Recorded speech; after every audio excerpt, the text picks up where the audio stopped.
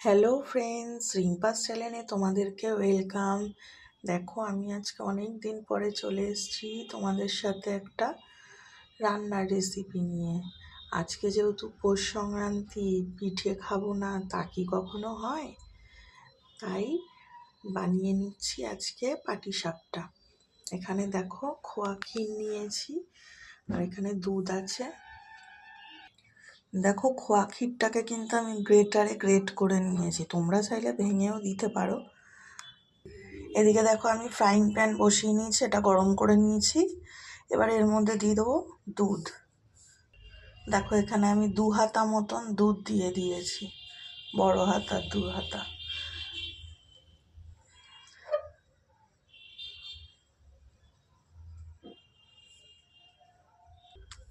দুধটা ভালো মতো জাল উঠে গেছে। এবার এর মধ্যে গ্রেট করে রেখেছি যে খোয়া ক্ষীরটা দিয়ে দেবো এর মধ্যে। দেখো, খোয়া ক্ষীরটা দিয়ে কিন্তু আমি ভালো করে মিশিয়ে নিচ্ছি।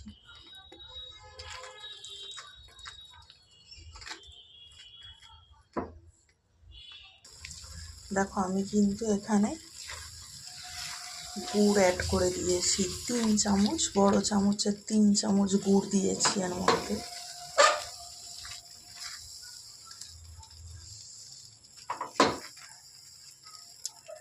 আমি কিন্তু এখানে ঝোলা গুড়ি দিয়েছি, তোমরা চাইলে পাটালিও দিতে পারো।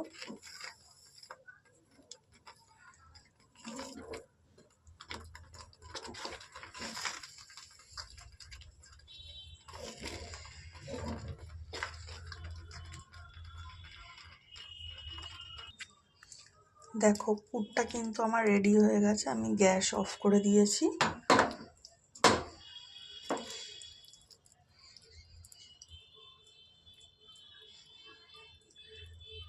এবার এটা ঠান্ডা হোক।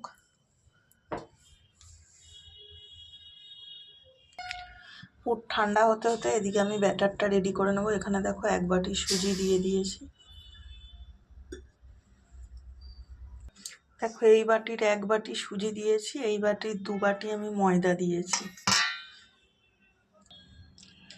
এতে একটু সামান্য পরিমাণে 1 চিমটে মতন নুন দিয়ে দেবো, যাতে মিষ্টির ব্যালেন্সটা ঠিকঠাক থাকে, ওর জন্য 1 চিমটে নুন দিলাম। দেখো, ময়দা সুজিটাকে আমি খুব ভালো করে মিশিয়ে নিয়েছি। তোমরা চাইলে এর মধ্যে চালের গুঁড়োও দিতে পারো, আমি চালের গুঁড়ো দিচ্ছি না। আমি এখানে 2 বাটি তো তোমাদের দেখিয়েছি, আমি আরও হাফ বাটি এখানে ময়দা দিয়েছি, 1 বাটি সুজি দিয়েছি, 2.5 বাটি ময়দা আর 1 বাটি সুজি দিয়েছি। তোমরা চাইলে এর মধ্যে হাফ বাটি চালের গুঁড়োও দিতে পারো। এবার আমি দেখো এখানে দুধ নিয়েছি, এটা কিন্তু কাঁচা দুধই, এটা কিন্তু জাল দেওয়া না, এটা এমনি নর্মাল নর্মাল যেমনি টেম্পারেচারে থাকে, সরি একটু মিস্টেক হয়ে গেছিলো, ওই রকম টেম্পারেচারই রাখা। এতে কিন্তু কোনো জাল দেওয়া, তোমরা চাইলে এতে উষ্ণ গরম দুধও অ্যাড করতে পারো, বা যদি দুধটা আগে থেকে গরম করে রাখা সেটা ঠান্ডা হয়ে রয়েছে সেটাও দিতে পারো। আমি এটা কাঁচা দুধটাকেই অ্যাড করছি এখানে। আমি অল্প অল্প করে দুধ দেবো আর অল্প অল্প করে মিশিয়ে নেব।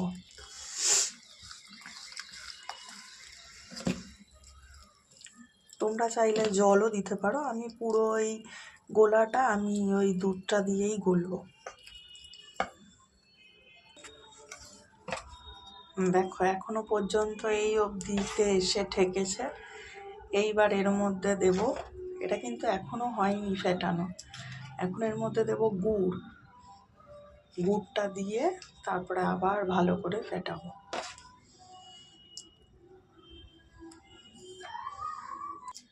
দেখো, আমি হাফ বাটি গুড় নিয়েছি, এটা দেব, দিয়ে যদি লাগে দেব গুড় আরও, না হলে এতে যদি হয়ে যায় তাহলে তো ভালো। দেখো, আধা ঘন্টা পর চলে এসেছি আমি তোমাদের সাথে। আমি কিন্তু এই ব্যাটারটা আধা ঘন্টার জন্য রেস্টে রেখে দিয়েছিলাম, একটুও লাম্পস নেই, দেখেছো আমি এত ভালো করে মিশিয়েছি, তোমরাও তাই করবে। একটু ভালো করে অনেকক্ষণ ধরে আমি এটাকে হাত দিয়ে ভালো করে ফেটিয়েছি।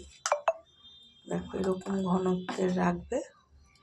আর আমি যেটা গুড় কিন্তু তোমাদের দেখিয়েছিলাম, আমি কিন্তু সব গুড়টা দিইনি, দেখো এতটুকু আবার রেখেও দিয়েছি।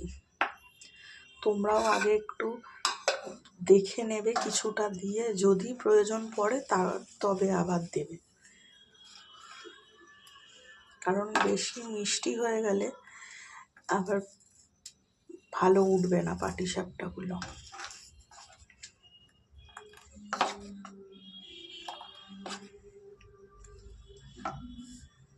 এদিকে দেখো আমি ফ্রাইং প্যান নিয়ে নিয়েছি, এর মধ্যে আমি এখানে সাদা তেল নিয়েছি, এবার এতে লাগিয়ে নেব।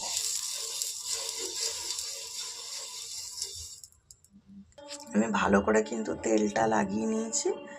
এবার দেখো এই ব্যাটারটা আমি দিয়ে দেবো এর মধ্যে।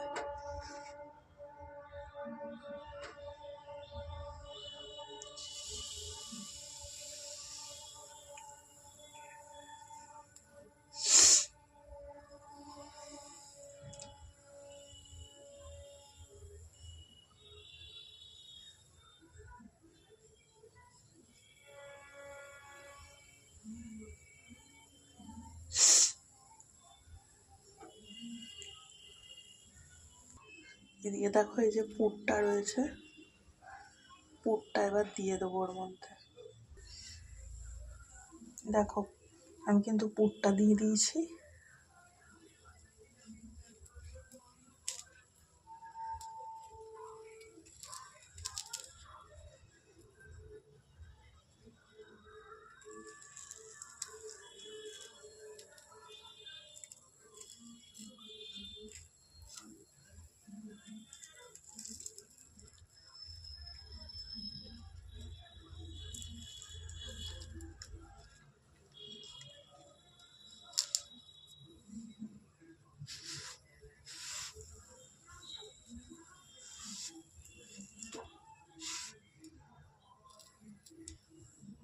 দেখো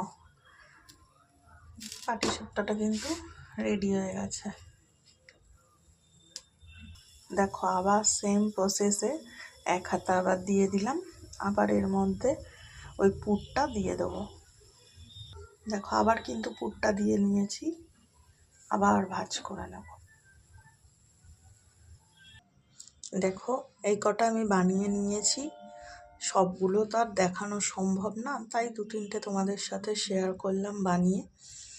যাই হোক তোমরাও এভাবে একবার বানিয়ে দেখো, আশা করি ভালোই লাগবে। আর দেখেছো সব কিছু যদি পরিমাণ ঠিকঠাক থাকে না, তাহলে কিন্তু ভাঙেও না, একদম পারফেক্ট হয়েছে। তোমাদের যদি ভালো লাগে তাহলে চ্যানেলটা সাবস্ক্রাইব করে দিও। টাটা বন্ধুরা, বাই। সবাই ভালো থাকবে আর আমার পাশে থাকবে, আর এইভাবে একবার ট্রাই করে দেখো। আসছি পরের ভিডিও নিয়ে, তোমাদের সাথে আবার পরের ভিডিওতে দেখা হচ্ছে। টাটা।